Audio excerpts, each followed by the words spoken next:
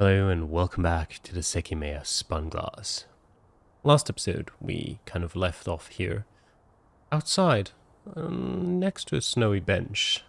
That's actually not exactly where we left off, we went back to do one separate ending. But here is where we'll continue. One day before the afternoon ended, you could see the figure of two young students on a bench, letting a cold breeze hit their faces while they looked at the park they'd grown to love. They'd been talking for a while, so they proceeded to quietly look at the younger kids run around, making good use of the few last minutes of sunlight. They were a boy and a girl who had known each other for many years. For that reason, the level of trust they'd built let them feel warm and at peace just by being next to each other. Soon after the other kids left, they would do so as well. After walking down a few streets, one of the two would take a different turn to complete the day on their own. That was a routine they were happy with and felt lucky to share. The boy let his mind relax, looking at the sky as it began to darken. It would soon be the winter, and the temperature would attempt to hinder those moments. That was why he did as much as he could to enjoy the scenery he'd been granted with, hoping the girl at his side was doing the same. Eventually, the silence was their cue to leave. Their gazes met again, confirming that it was time. They stood up from the bench and realized that they were much colder than they'd thought. They were about to stretch their limbs when an overwhelming light took over their sight. They lost control of their bodies and felt as if they were about to faint. When they next opened their eyes, they were unable to recognize their surroundings.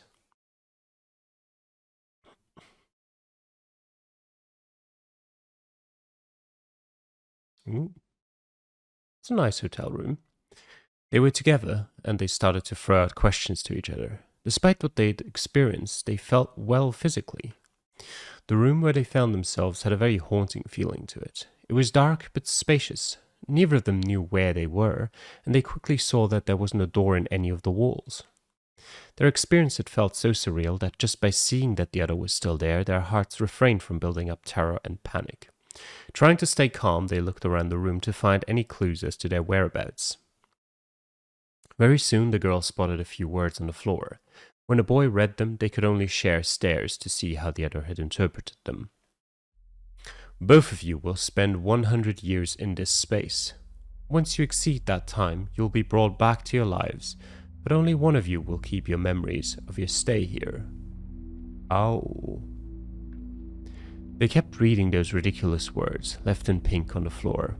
Despite how nonsensical they sounded, they didn't question them. The room had 2 beds, no bathroom, and no kitchen. Not the conditions any human could live in. That setup is so cruel. Because on the one side, you'd be thinking, okay, I mean, these two people seem to hold each other very dearly, so, you know, what have they to complain about spending 100 years in this room? And if it was just that, I think that could be a nice thing. Depending on what they've got available for themselves in this room, it could be incredibly boring. But if you've got a person you love with you, you know, you'll manage. The cruel part is what comes after. Only one of the two will remember this. No matter what goes on here, be it them falling in love with each other, having a wonderful 100 years, or them completely, hating each other after a certain point. Either way, only one of them will remember, and the other's kind of state will go back to completely the exact same as it was before. Which is just not good for the other person. For the person who forgets, it's whatever, who cares? But for the other for that person, it would be a problematic thing before they return. Afterwards, they've forgotten everything. They don't care. But the thing is, before, if they don't know who retains their memories, then it's a problem for both of them anyway. That's so cruel. And my current hypothesis on this is that this is Atsuki and Shirya retained her memories afterwards of this time. It might be completely wrong, but that's, I think, the most logical explanation so far.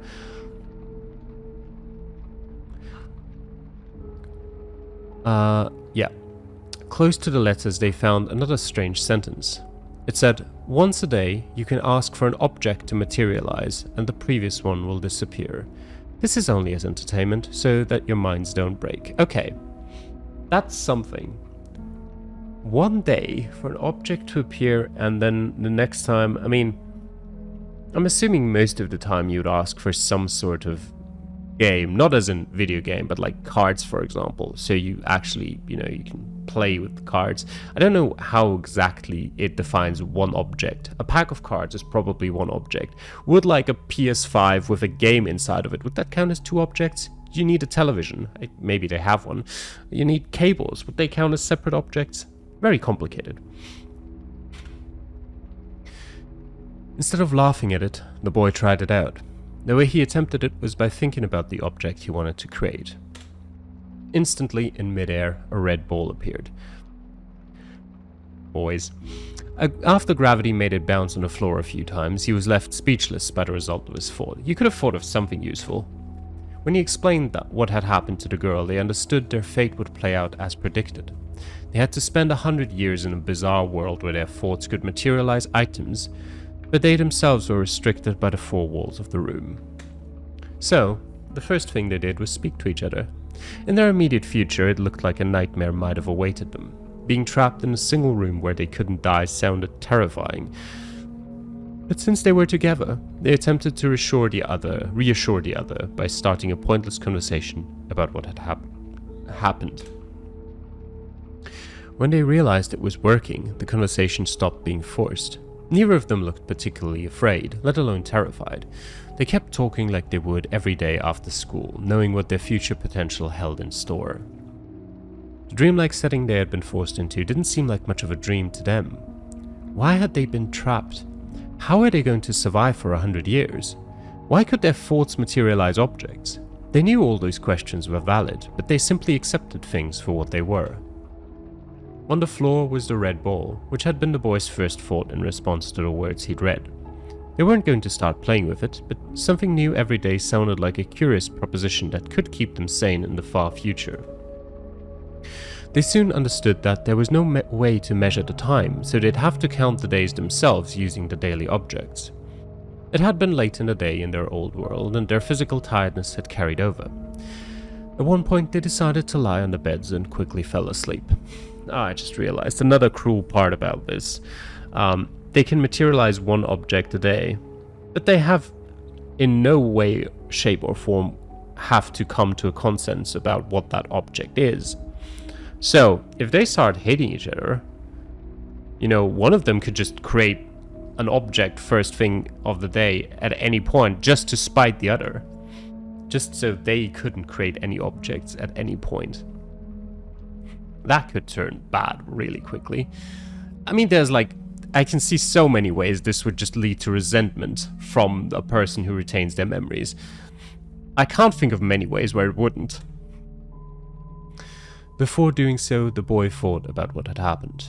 He was surprised not to feel many negative emotions, nor the desire to go back to the real world. He couldn't call it being carefree, but he woke up well rested nonetheless. The ball was still on the floor, and they could only create a new object when it disappeared. Soon, when the girl woke up, they exchanged sleepy looks. They'd rarely ever seen on each other before. It was still the first day, but they already felt comfortable. Accepting that nothing had been a dream, they started to talk and began a long bed-to-bed conversation. Even when it ended, they didn't feel alone. That prevented them from seeing their future as grim. 3 days later, nothing had changed. They were perhaps as far from home as any person could be, but they still found themselves able to produce any topic and talk naturally, appreciating that they had each other more than ever. They'd agreed they would trade off on deciding an object per day, but they quickly found that they didn't have many good ideas. The girl had always wanted a spinning egg chair, so she thought of one big enough to put her whole body in. It turned out to be exactly as she'd wanted it, so she spent the full 24 hours inside with a joyful expression. The next day, the boy couldn't think of anything. He thought of trying to spawn food, curious to see what would happen, but after running down some failed ideas, he decided to call for the same chair. It would soon be the girl's turn again. She was looking up at the red top of her chair while the boy stared at the room's ceiling in the same way. Suddenly, words vibrated through the air. "I love you." The girl peeked out from the chair in disbelief at what she'd heard. She saw the boy who had been her closest friend for so many years nonchalantly lying on his back. But that was far from how he felt inside. He couldn't believe he'd said it. Just after those 3 days, her overwhelming presence had prevented him from holding back what he'd been wanting to say for years. He'd always wanted to tell her how much he enjoyed being with her and how thankful he was for it, but he never knew how to truly express his affection. That was why he'd grown sad, knowing that their relationship had been built with only implied trust and fondness. For that reason, the first time he let his emotions burst out, they had automatically taken the form of those simple words. While he'd been wanting to say them for a long time, he wasn't scared the reception might have been negative. He'd simply never been able to bring himself to do it, justifying it as being disconnected. As soon as their new reality had been presented to them, he'd understood that he couldn't spend all that time suppressing his honest and natural feelings. And after saying it, his heart was pounding, like it was trying to break out of his body. He'd imagined the situation and many different outcomes, so he continued to look at the ceiling, awaiting the one that would actually happen. He kept his mind as serene as possible in the eternity between confession and response. He was prevented from leaving the room even if he wanted to. "Really? I definitely didn't think so. That's surprising." That's not the best response you could have hoped for. She had a smile on her face and looked genuinely happy. Okay. Saved. Looking down and seeing it, the boy sighed in relief, knowing that no matter what would happen, he wouldn't regret having said it. But as it turned out, that wasn't the end of it. "I've liked you for a long time too. I was pretty scared to say it." Keeping the same smile, she let him know his feelings were shared. The boy wasn't sure how to feel or respond. He wasn't good with his own emotions, but if he'd looked at their situation from the outside, he would have thought that both of them liked each other. Despite that, he had never truly believed it. They managed to start up a conversation so that the mood didn't fade. There were many things they wanted to say and many questions to ask. Since when? How much? The girl knew her chair would soon disappear, so she left it for her bed, where they kept talking until they fell asleep. I can just imagine the middle of the conversation, chair just disappears. That was the beginning of the time they spent together. They had so many moments to reminisce about, and many things they wanted to do. The days began to pass, and the same uplifting atmosphere stayed with them. Once he'd made the necessary step, the boy started to open his heart, no longer restricting himself. Elated to see it, the girl responded the same way, strengthening the unbreakable bond they'd built over the years. One day, they kissed. It brought them peace in the already peaceful room, and it reminded them of the park they were so far from.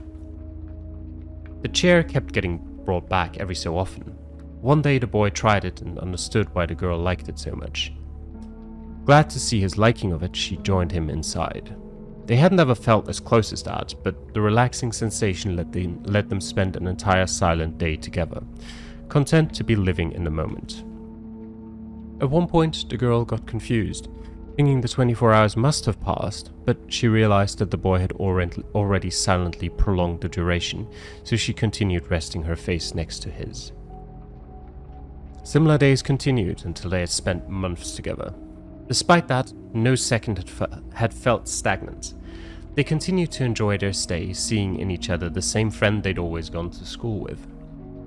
Their relationship had surely surpassed the norm. They only truly had each other, but that had always been the case. Even after being secluded in that strange room for all that time, they could still talk casually about things in the normal world, making each other laugh and showing interest in what the other had to say. Since he'd broken out of his old mold, the boy had grown used to only voicing his true thoughts, like he'd always wanted to. Some days they would try to materialize new objects. When it was his turn, he created a huge trampoline. He'd always found them fun, and he'd thought of generating one for a while. They let themselves loose and used it for hours as if their bodies couldn't wear out. By the way, what I just thought of was that it doesn't have to be Shirya. It could be Mia that he's in there with.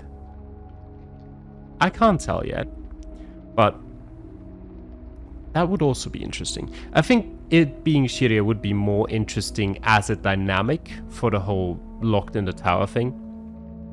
It being Mia would just be more cruel, no matter who of the two remembered.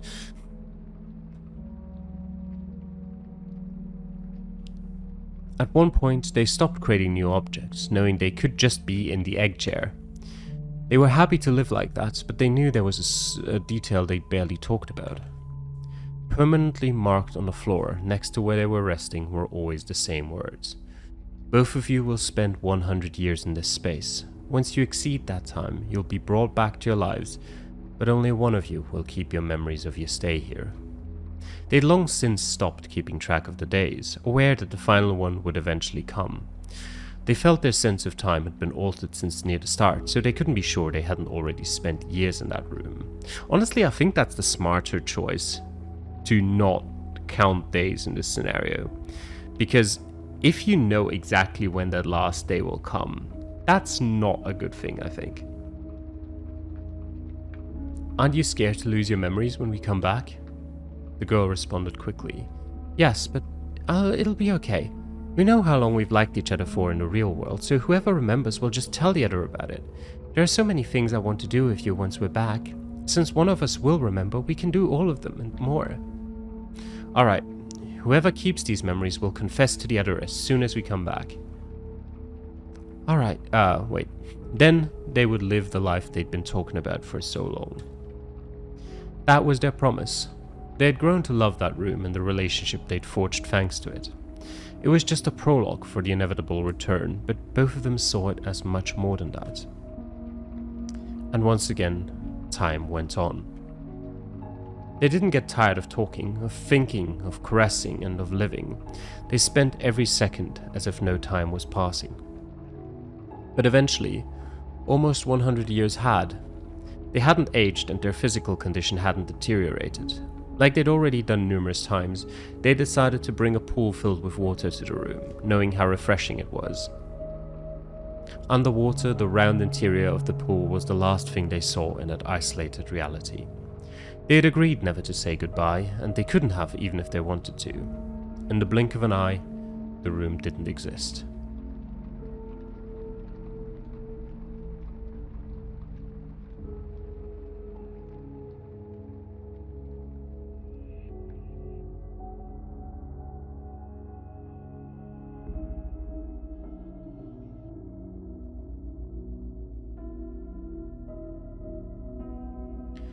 Next to a bench, a boy and a girl looked at each other. One was staring into the other's eyes, whereas the other had simply returned the gesture. What's up? The boy froze. Is it really over? Did the girl in front of him really not remember anything of what they'd experienced together? Is anything wrong? He had no idea what to say, but his own words echoed in his mind.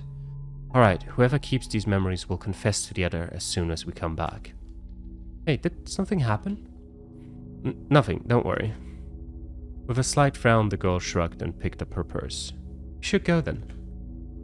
He couldn't bring himself to say anything, and simply stood still, petrified. He'd feared many times that he'd be the one to keep his memories, but the girl's words had kept giving him peace, letting him believe that it would turn out fine either way. Are you coming? Still trying to find a place to fix his gaze on, the boy began to step forward. Something was preventing him from looking at her face. Whoever keeps these memories will confess to the other as soon as we come back. What? No, he couldn't do that. He had spent 100 years loving someone, but that wasn't the girl in front of him. He had come back and the girl he'd loved had died. She only remained in his memories. He'd spent 100 years finally letting himself be who he was, without judgment, without even thinking about it. However, in an instant, that had been reversed. He had never opened himself emotionally to the eyes of the girl in front of him. He was the same reserved person he'd always been. She approached him with a worried face. Are you okay? He wasn't confused about what had happened. He understood it perfectly well, and the only thing he felt was emptiness. After nodding, he continued walking. It is such a cruel scenario. It is kind of similar in a way to, I don't know if you people are having these sort of dreams occasionally, but I do, where you just kind of, meet the girl of your dreams in your dreams, obviously. You know, and you fall in love with her and everything, and then you wake up and you kind of just empty inside. The girl of your dreams probably didn't even really exist, which is the one slight difference here, because she's right in front of him. She's exactly the same as she was at the beginning, but at the beginning of those 100 years. Of course, with that being so long ago, he may barely remember. But I can understand where he's coming from. I still think well, because the thing is, if now he tells her that he loves her, what he's essentially saying is him telling her that he loves the person that she had become after all of those 100 years, because that at this point is the truth to him. He still loved the person that she is currently, but that has changed over the past 100 years he's spent. And I think at this point he's just very unsure about his own feelings. He hadn't seen those streets for so long, but he still remembered every detail about them. They began to walk through the quietness of the night, hearing their footsteps on the asphalt. Next to the boy was his first friend, who he'd loved more than he'd ever thought he could. He knew his feelings were mutual, but how did that help? He'd always imagined that. The inevitable sadness started to build up within him. He remembered how much of himself the girl had grown to know during those years, all the conversations they'd had and every time they'd materialized something. He'd been told that their time together would end since the first day, but he couldn't believe all of that had simply happened and been lost. There was nothing he could do. He couldn't confess his love again, and for the first time, he doubted it. The two same barriers had come back, himself and uncertainty. Not a second of those 100 years had mattered. No, of course that was wrong. He'd have to cherish and remember the times they'd spent in that intimate room, because in the real world, they would never happen. The turn where they always saw each other off came. Are you sure you're okay? Don't worry, I am. Looking a little sad, the girl smiled and waved. Then, as they always did, both of them took different paths. And yet again, only one of them found it significant.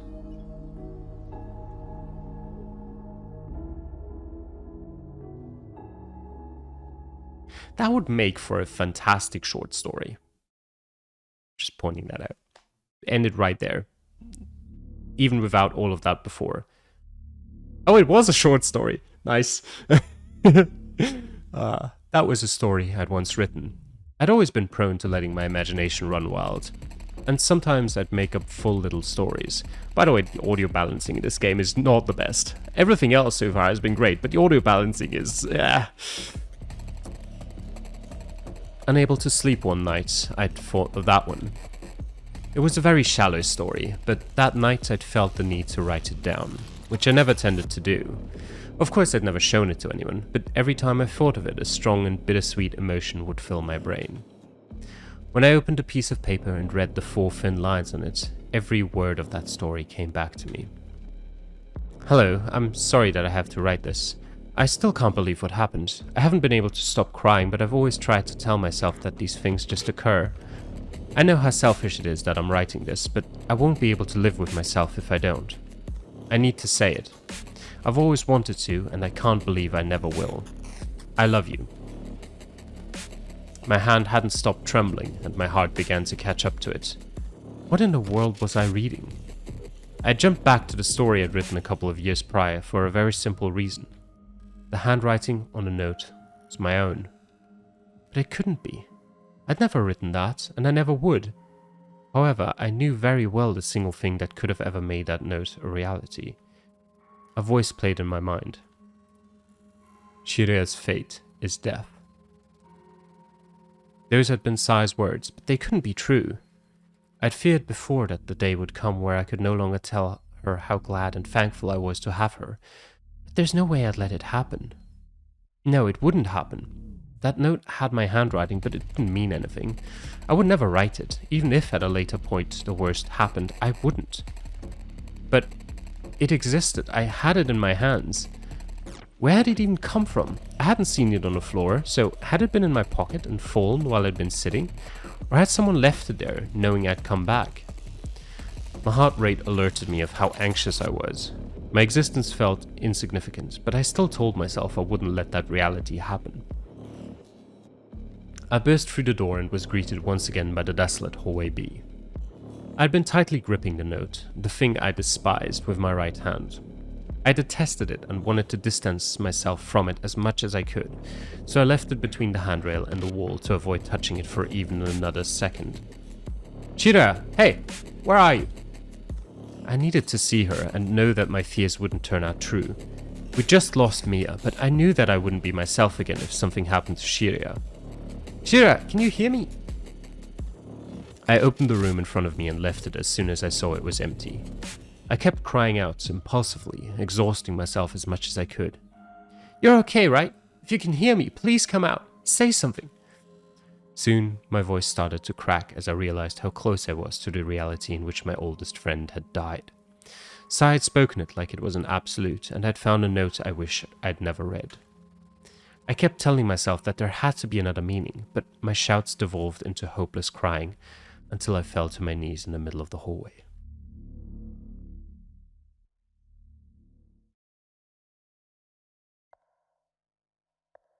Footsteps. I was so lost that I didn't consider the importance of the sound I'd heard. Footsteps. I suddenly processed it. Abruptly, I raised my head and turned to face the lobby. There, I saw a slender figure looking at me. It was Shirya, her face near the breaking point. However, she wasn't the one I'd been thinking of. Her clothes were from the attic, and despite her expression, she felt wrong in a way I couldn't define. It seemed like she could disappear at any moment. Without taking my eyes off her, I stood up. She hadn't moved since we'd seen each other, so I began to warily approach her. Are you actually Shiraya? When I'd been crying her name, I'd only been wanting to find her to be able to hug her tightly. After she'd suddenly appeared like that, though, I couldn't bring myself to go forth, unaware of whether I'd stopped myself or her overwhelming look had. As if she hadn't heard me, she continued to stare at my chest with a melancholic look. Where were you? What's with those clothes?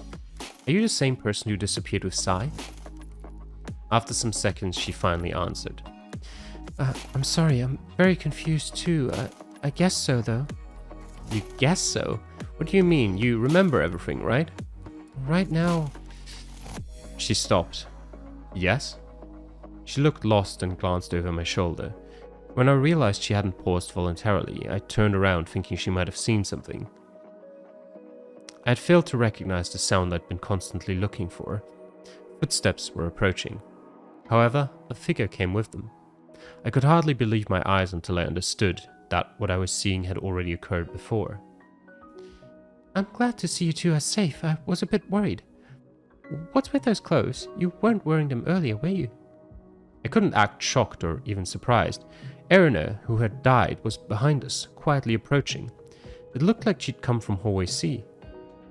Who the hell are you? Or even you? How can you two exist? What? It was the same thing. The body double I'd gone on about earlier. Erina's had appeared and next to me must have been Shiria's. Where were you? How did you just appear out of nowhere? The confused expression she responded with was more than frustrating. I tried to focus on breathing to keep myself together. Just by looking at her, I'd noticed two glaring details. She looked almost as if she was sedated and only partially conscious. Her voice and body movements had also given off the same feeling, so it was clear that she wasn't in the best state, either physically or mentally. But the major point was her clothes. Her chest was covered by the same bloodstain I'd seen before, and so were her legs and the upper part of her face. I spotted the same scratches that indicated a fight, meaning that her body was identical to the one I'd seen. What do you not understand? Did you just pop into existence at some point? No, why do you think that? Have you looked at that room? Your body is there. What? That one? It can't be. She staggered and took a while to complete her sentence. Trying to overcome whatever her condition was, she walked to it. The door was already partially open, so she just had to push it the rest of the way. knew you were lying. I can't be here, of course not. I didn't have to move. Through the door I could see that Erina's body had disappeared. Next to Naomi was Erina's curtain, but it had been left on the floor with no trace of the corpse I'd attempted to dignify. Shiria, what the hell is happening? Answer my other questions. How can you exist when it shouldn't be possible? Did the same thing happen to Erina? To Erina? She should be dead, right? Shiria left my side to look through the door and saw that Naomi's corpse was the single remaining one. Wait, the cross! She was ahead of me, so I had the chance to look at the collar of her shirt, where I'd drawn a black cross. It's not there. I'm sure that's the spot where I marked it. About Erina, I think what happened isn't what you think. That's probably right. I can't think of anything anymore. Under those stained clothes, there's no wound, right? Huh? Erina looked at her own chest and was taken aback by all the blood she saw on herself. There never was one. The body you think disappeared is her. Do you mean that she never died? She nodded. If that was the case, it was painfully simple, and I'd failed to think about it because of all the overlapping thoughts I'd had on the matter. I'd been thinking about a replicated body who'd shared the stained blood but not any wound. Well, sure enough, we'd never actually confirmed there'd been one. And of course the blood. If it wasn't hers, there was another very clear candidate to consider. Are you serious? Were you playing dead then, or just unconscious? It doesn't look like you feel very well. I'm not sure. I remember I was drawn to this room, and then I think I blacked out. Drawn? By a noise? No, something stronger, but I'm not sure what exactly. I don't know whose blood it is, but since I woke up I felt groggy and numb. I see. Would we have known she was alive if we'd felt her pulse then? Her experience was enigmatic, but I understood that what had come afterward could have been a result of our mistaken assumption. Shiria, do you remember finding her body as well? And you realized what really happened? You still haven't explained what you're doing here. Are you the same Shiria who disappeared from the event room with Sai? I wish I could explain everything to you, but I still don't really know what happened. But yes, I'm really glad to see you again. She smiled. It was her, the person I'd cried the name of. No matter how many questions surrounded her, she was okay. Well, what's with those clothes then? Why is the cross not on them? Why did you ignore me when we saw each other in the event room and when I kept shouting your name? Well, Hey, I'm still confused, but I have a question. The Sekimeiya, does it really make you travel through time? How does it work then? What? If I understand it, touching with your skin activates it, right? And you can go far into the past if it's out of the cabinet for a while. That's what I've been working under, yes. I looked at Shiria in case she found something wrong with those words, but she nodded, albeit uncertainly. I was thinking, why don't I just go back in time to save Isla? Neither of us knew how to answer. We'd concluded the past couldn't be altered, so that shouldn't have been possible. In the bedroom, despite managing to act semi-composed, Erina had always looked sorrowful, as she tried to hope that her daughters had somehow survived. However, the woman in front of us was different. I don't know why I didn't think of it earlier. Someone killed her a few hours ago, so I just have to travel to that point to prevent it. But I couldn't find the Sekimeiya.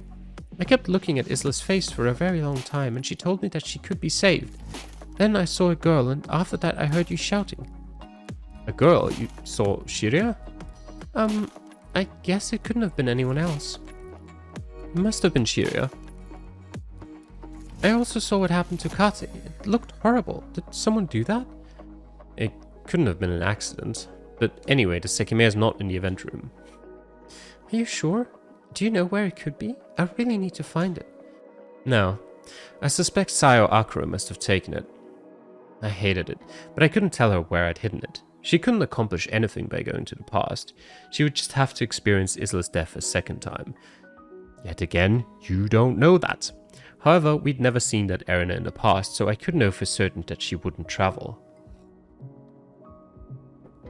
Are you lying? Oh, what? No, I'm not. She's been alive all this time. Could you have seen me bringing the Sekimeiya to the staff room? The way you two reacted, you don't want me to save Isla, do you? That's not it at all. Remember that Sai and Akira took the cabinet key? They probably have the Sekimeiya. Shiria was backing me up. I didn't know why something about her still felt off, but I was starting to accept that it was actually her. We'd just have to clear things up to understand exactly what had happened, but she remembered having disappeared with Sai. That meant she must have known I'd taken the Sekimeiya myself. But Erina didn't give in. It was clear that she didn't trust us after all, despite what we talked about in the attic. She went to the event room, so we quietly walked behind. I knew it, you were lying. Huh? You didn't want me to look at the cabinet. What? Behind the curtain was the glass, and behind that the Sekimeiya I just left in a locker rested on top of the cushion. Shiria looked at me confused. My words must have led her to think that the cabinet would be empty. It's teleporting. It must have just teleported from the locker to the cabinet. And of course this is no coincidental place. It must have returned to its starting point, or something similar. A place where it has the cold temperature. Erina opened the glass and rolled the Sekimeiya into her purse, avoiding direct contact with it. Then she immediately let the curtain fall again to make it clear that she wouldn't put it back in. There was a long silence until the hallway door opened. Wondering what else could happen, we turned to face it and saw someone stepping into the room. I wanted to yell at him as soon as I saw his face, but I was too fed up to do so. I looked around me and laughed internally, having gone so quickly from thinking that I'd been alone to sharing a room with 3 people. Being received with silence, Sai approached the cabinet. What's up? What the fuck are you even doing here? Did you succeed with that plan of yours? Not quite, unfortunately. I thought Erina was dead. What's she doing with the Sekimeiya? You thought that too? No, I'm going to go to the past to save Isla. Huh. I doubt that. Past can't be changed. That's nonsense. I'm going to the past so I'll prevent Isla from dying. You've used Sekimeiya before, right? How long do I need to wait to go enough hours back? It should be about 15 minutes, but I still find it unlikely you'll change anything. Sai, where the fuck did you go? Were you in the attic? Do you know where Shiria went? I saw her disappear with you. Isn't she next to you? What's with those clothes anyway? Aren't they from there? They are. I see. They're definitely an improvement for you. And just ignore me, Atsuki. I was busy sorting something out. Since Sai had entered, Shiria hadn't taken her eyes off him. Immediately after that last line, her lips curled up into a smile for a second and her eyebrows raised. More moments of silence followed. Erina still showed no signs of reconsideration, and we couldn't forcefully take the Sekimeiya from her. Sai had nonchalantly said that 15 minutes would be enough to go many hours back, when I just travelled approximately 20 minutes after storing that amount of time. I looked at Erina's purse, where the Sekimeiya must have been getting hotter and hotter. Wait, that's... Alright, I'd forgotten about this too. Still with her groggy voice, she traced my gaze up to her purse and took out a small piece of paper. I found this just now. I tried to read it, but my head hurt a lot. Do you know what it is? She handed it to me and I snatched it away, gripping it tightly. My hand started trembling as soon as I glanced at the words again and saw those familiar letters. I left it behind without thinking about it, but I couldn't let Shiria read it. Despite how suspicious it looked, I immediately stored it in my pocket. Hey, what was that? Shiria and Erina had also found my actions strange, but I couldn't let them read it under any circumstances. Shiria would easily recognize my handwriting, so I'd run away if necessary. Don't mind me, like you said. You look pretty nervous. I saw something written there. You were pretty in control of things when you pulled off that trick with the key earlier, so why is this making you get all worked up? Do you want to hide it that badly? It's just a personal paper. It has nothing to do with you or the Sekimeiya. Very intriguing then. He didn't push it further, but at my side I saw a mix of confusion and sadness emanating from Shiria. It was understandable. I still didn't know what she'd gone through, but before entering the tower, we'd spent many days mourning our loss, our shared company being a silent healer. By saying it was a personal matter, I'd outright said I only wanted to hide it from her. I'd never made it apparent. I could have been hiding anything, no matter how small. I still had many more questions to ask her, but what would my response be if she ever inquired about it? When she saw that I had nothing else to say, she smiled bitterly and looked down at her feet. So, did any of you see Mia? Ha!